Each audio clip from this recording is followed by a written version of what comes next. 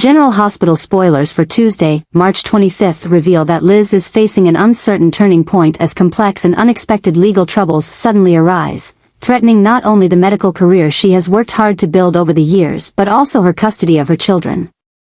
Allegations regarding abuse of authority within the hospital environment, as well as anonymous lawsuits that have unexpectedly emerged, are pulling Liz into a legal storm from which she cannot escape alone. Faced with this dire situation, she is forced to make a difficult decision, to turn to Rick Lansing for help. Though they have not been in close contact for a long time, Liz knows one thing: Rick is one of the smartest, most strategic and decisive lawyers she has ever known. He not only understands the legal system but also knows how to exploit loopholes to gain an advantage for his clients. However, what makes Liz hesitate is the history between them, the pain, the conflicts, the old wounds that still linger. She has lost so much before by trusting the wrong person, and now, when she must turn to Rick for help, Liz cannot help but feel bitter and cautious. Nevertheless, she knows this: the safety of her children and her own future are at risk, and this is no time for emotions to cloud her judgment. Liz's reaching out to Rick does not go unnoticed by Lucky, who is still quietly watching over her from afar. Though their relationship ended long ago, Lucky's feelings and concern for Liz have never faded. When he hears that Rick has re-entered her life, especially during such a sensitive and chaotic time, Lucky cannot help but feel suspicious. He knows Rick, knows that he is the type of person who never acts without a hidden agenda. Is this help really for Liz, or is there something else at play? Lucky begins to probe, investigate, and even secretly contact some old sources to learn more about the forces behind the allegations against her. The story becomes more complicated when Liz's actions begin to show that she is entering a stage of cold calculation. She no longer acts purely on emotion. Her decisions are now based on strategy, protection, and defense, like a mother fighting for her family's survival.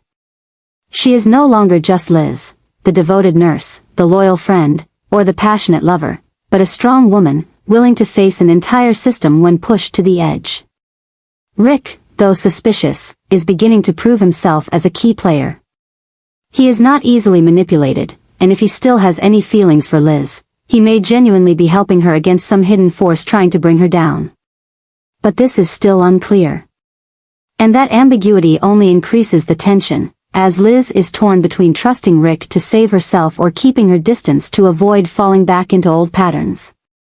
Port Charles has never been a place of lasting peace, and this time, everything is about to erupt, not with gunshots, but with legal papers, lawyer phone calls, secret meetings, and the return of familiar faces thought to belong to the past.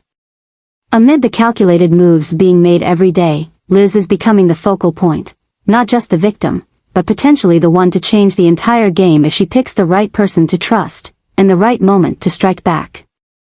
Ava is beginning to realize that she has gone further than she ever thought, no longer the woman standing on the sidelines, passively watching others play the power games, but now the one sitting at the helm, controlling the pace of a chaotic situation. The covert battle between her and Drew is escalating, and it's no longer just business clashes or differing personal opinions. This is a real battle, about power, the past, survival, and the reputations they both once tried to protect at any cost. In the latest developments, Ava is no longer playing the role of the reactor, she is the one taking the initiative. She is actively making subtle threats, seeking out shady figures from Drew's past, and especially, launching unexpected strikes.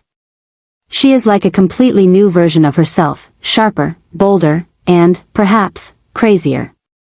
One of the biggest shocks that those around her are beginning to feel is that Ava seems no longer hesitant to break moral boundaries. Her obsession with asserting her position drives her to take reckless actions, regardless of the consequences. Drew, once a man of strong principles who fought in the shadows for noble ideals, now finds himself in a defensive position against Ava. He never expected the woman who once stood with him in some battles against common enemies would become his greatest adversary. Ava not only holds secrets Drew desperately wants to keep hidden, but she also has pieces of his past that could bring his entire world crashing down if exposed. What makes this situation even more terrifying is that Ava is willing to use everything, not for money or fame, but for something deeper: control. The story between Ava and Drew is not just a personal confrontation. It represents a troubling shift in the power dynamics of Port Charles. When someone like Ava, once hurt, dismissed, and pushed to the margins, begins to rise up and act without any regard for the rules, the entire city will feel it. Her reckless actions, from spreading purposeful rumors to aligning with underground forces and manipulating relationships inside and outside the financial world, show that Ava is no longer the person she once was. And Ava is also haunted by her own image, the woman who failed, who was betrayed, and now stands at the top of the power ladder but is utterly alone. She knows she is taking risks, and the deeper she goes, the harder it will be to turn back. But in Ava's eyes, this battle with Drew is not just to win, it is to prove that she can survive, alone, without anyone to save her. This change, this ruthlessness blending intellect and obsession, is creating a new Ava, more terrifying than ever before. And as Port Charles begins to feel the heat of this battle, the only question left is, who will stop Ava before she burns everything down, including herself? Tracy, with her sharp mind and unshakable presence, has finally sat down with Brooke Lynn for a tense private conversation, and this time, it is no longer about family legacies, responsibilities, or the Quartermaine name. This conversation is about something more sacred, more personal, and perhaps, more dangerous, the true identity of the child Brooke Lynn once carried and kept a secret for many years. Brooke Lynn, usually strong and not easily imposed upon, now shows clear signs of distress. There are too many unanswered questions, and as the buried information begins to surface, she is forced to turn to Tracy, the only one in the family who can provide the missing pieces. Tracy, not one to easily share emotions, seems unusually quiet this time. She knows what she is about to reveal could change Brooke Lynn's life forever, and possibly the entire future of the Quartermaine family. The conversation quickly turns into a wave of chaotic emotion as Tracy is forced to admit that the child Brooke Lynn once gave up or hid, is now an adult, and might be living much closer than they ever thought. In fact, the true identity of this person is closely tied to a secret from the past that Tracy herself once helped cover up. And now, the consequences of that concealment are returning, threatening to shake up a fragile web of relationships. One of the first, crazy, revelations is that the grown child may have unwittingly entered Brooke Lynn's life without her knowing, as a colleague, a friend, or even an unnamed adversary, but with an undeniable connection. The truth is creating an unimaginable heat, not only pushing Brooke Lynn to the limit of her endurance but also threatening to expose a series of secrets the Quartermaine family has tried to keep hidden for years. Brooke Lynn, once confident that she could control everything with music, talent, family ties, and her own stubbornness, now faces a situation far beyond her control. She must not only confront the possibility of motherhood under abnormal circumstances but also prepare for the fact that the child from years ago, now an adult, may become a force that changes her entire life, emotionally and socially. Tracy, always operating in a world of power and calculation, now realizes that some things cannot be solved with tricks or family influence. She looks at Brooke Lynn with a mix of regret, frankness, and fear, not for herself, but because she knows that once the truth comes out, nothing will ever be the same again. Port Charles is about to be rocked by a new chapter, where blood, secrets, lost love, and late forgiveness will create an unexpected story. And Brooke Lynn, amidst the chaos swirling around her, will be forced to decide, continue to run from the past, or face the truth, and the child she can never forget. Carly and Brennan are entering a crucial phase, where all the initial beautiful emotions are being put under constant pressure from doubts, unanswered questions, and the ghosts of the past that are starting to resurface.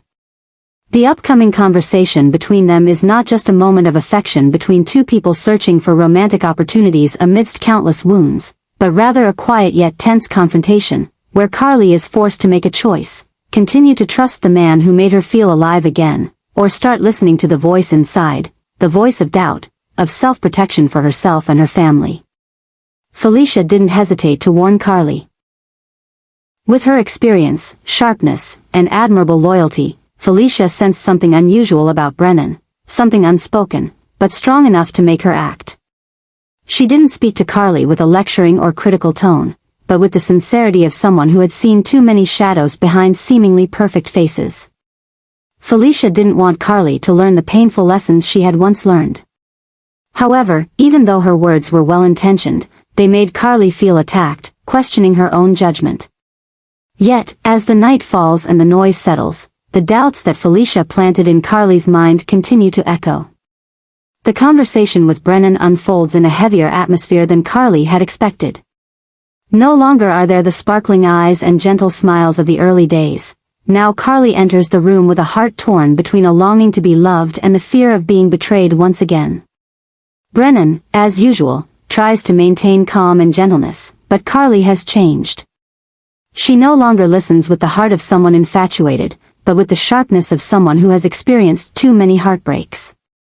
She asks seemingly simple yet weighty questions. Why did you come to Port Charles? Why did you appear at the moment I was most vulnerable? Why do all the things around me, from the poisoning to the disappearance of some witnesses, have your shadow? Brennan avoids, answers evasively, and it is these silences that start to confirm for Carly that something is wrong.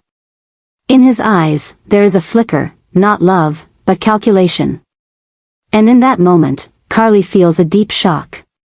The man she was trying to open up to, trying to trust, might not be the one bringing healing, but the one bringing a new nightmare. From a savior, Brennan now emerges as a potential storm, ready to tear everything apart if Carly doesn't stop in time. And even more terrifying is the knowledge that if Brennan truly is dangerous, he has already entered too deep into her life. So deep that pulling away will leave scars that can never heal. But what makes everything more serious are the changes quietly unfolding outside of this relationship. Felicia is quietly investigating. Anna might have also sensed something unusual. Jason, Mac, and Spinelli are focusing on protecting Carly and Jocelyn from an unseen threat, and Carly begins to understand that if people like them all have a bad feeling about Brennan, then this is no longer vague doubt, but the truth slowly being confirmed. The tension between Carly and Brennan will not just stop at a simple conversation. This is a turning point, where Carly will decide whether to move forward with this man, or turn back to save herself and those she loves. She knows that if she chooses wrong, she could lose everything: trust, reputation, safety, and even Jocelyn. And that makes everything not only more complicated but more dangerous than ever. What seemed like a romantic conversation now becomes a psychological battleground. The opportunity for love between Carly and Brennan, which seemed capable of healing a woman who had been hurt, is breaking apart before her eyes, piece by piece. And in the darkness that is slowly becoming clearer, Carly realizes one important thing: maybe this time, the enemy doesn't come from outside, but is sitting right in front of her. Ned is returning, and this time, he is no longer playing the silent observer or the intermediary trying to keep peace within the Quartermain family. After being sidelined in the power game at ELQ for a long time, Ned has quietly mapped out a strategic counterattack. He knows that in the world of big names like Michael, Valentine, and Drew, only bold actions can help him reclaim his lost position. And now, as internal relationships at ELQ begin to fracture, trust is being tested, and factions start to reveal themselves, Ned knows the time has come. During the quiet period, Ned didn't just sit idly by. He gathered information, observed every step of Michael, noticed the simmering tension between Drew and Valentine, and especially, he realized that Brooke Lynn, his daughter, is gaining more and more respect in the business world. All of these are clear signals. ELQ is in a sensitive, vulnerable stage, and if someone is shrewd enough to exploit the right weaknesses, the whole situation could turn around. Ned's plan starts to unfold through early signs: secret meetings with old shareholders, under-the-table deals with family members who felt excluded from the game, and even his quiet cooperation with outside partners whom ELQ had once deemed untrustworthy. But Ned is no longer playing by the old rules. He is creating a new version of himself, a sharp Ned, unafraid of controversy, and ready to reclaim power at all costs. This story becomes even more explosive when Ned hints to Olivia about how he's about to redefine his position within ELQ. Olivia, although always supportive of her husband, feels uneasy about the sudden change in Ned's behavior. He is becoming more secretive, more decisive, and somewhat more dangerous. This not only affects the internal dynamics of the Quartermain family but also creates waves of shock within the ELQ board. Those who once thought Ned had given up on power now start to feel uneasy knowing he has been watching them from afar and is now returning with unprecedented initiative. Ned's desire to seize this opportunity is not just about his personal gain, but is part of a larger shift at General Hospital. As forces change positions, as Carly faces trouble with Brennan, and as Sunny and Valentine make strategic moves in the underworld, Ned understands that economics, influence, and power are becoming the new weapons. And ELQ, being one of the largest pillars of financial power in Port Charles, is the battlefield that cannot be overlooked. With these new moves, Ned can make Michael, Drew, and even Valentine wary. If his plan succeeds, ELQ will no longer be ruled by personal conflicts or emotional loyalties. Instead, it will return to the principles Ned has always believed in: strategy, experience, and the pride of a true Quartermain. Port Charles is about to witness a new change, not by violence or emotion, but by deep strategy and moves that Ned is ready to make. And once his plan is fully revealed, no one will be able to underestimate the man who was once pushed out of this game. Ned no longer seeks reconciliation. He is here to reclaim, and this time, he will not accept defeat.